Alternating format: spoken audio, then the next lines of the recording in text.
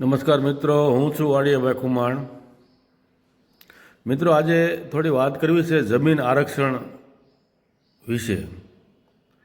તો મિત્રો, આજે ઘણા બધા ખેડૂતો પોતાની જમીન સોલાર સિસ્ટમમાં આપવા માંડ્યા છે અને એનું બિનખેતી થાય છે. એ સિવાય ભાયુ ભાગ પડે ત્યારે પણ અડધો વીઘો જેટલી જમીન રસ્તામાં શેઢાપાળામાં જતી રહે છે. એટલે વાવેતરની જમીન આ રીતે ઘટતી જાય છે અને આ ઘટતી જતી જમીન પછી શહેરોની આજુબાજુમાં પ્લોટિંગ થાય છે, એમાં પણ બિનખેતી થાય છે.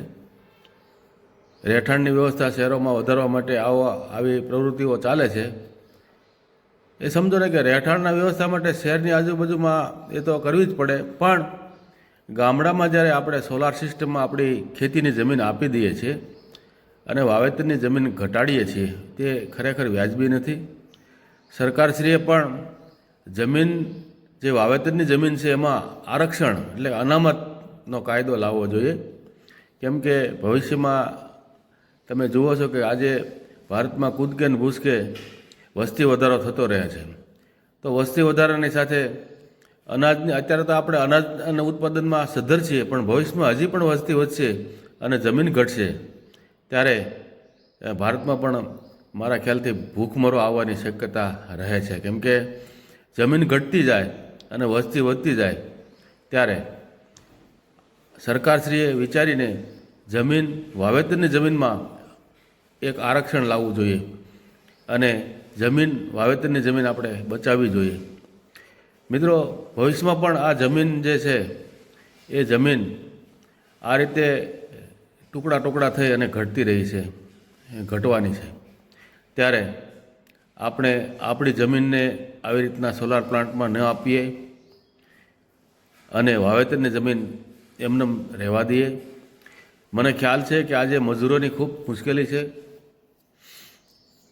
ખેતી કરવામાં વ્યક્તિ પોતે બહાર રહેતો હોય એટલે એને ફરજિયાત આ રીતના સોલાર પ્લાન્ટના જે ખેતર આપવામાં આવે છે તે આપે છે કે અત્યારે તો આવક થાય.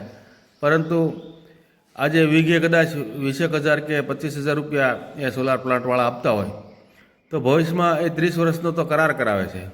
એ કરાર પર અંગ્રેજી ભાષામાં હોય છે. ભવિષ્યમાં આ જમીનનું શું થશે એ આપણે પૂરું વાંચ્યા વગર અત્યારે તો આવક થઈને એવું સમજીને આપણે સોલાર પ્લાન્ટમાં આપણી જમીન આ રીતે સોલાર પ્લાન્ટ ઊભો કરવા આપી દેતા હોય છે એનું, અને એ લોકો એની બિનખેતી કરાવે છે.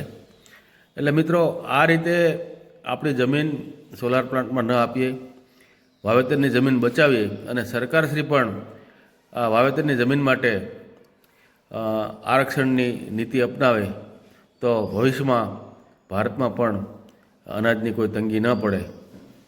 એ ખરેખર ઈચ્છનીય છે. જય માતાજી.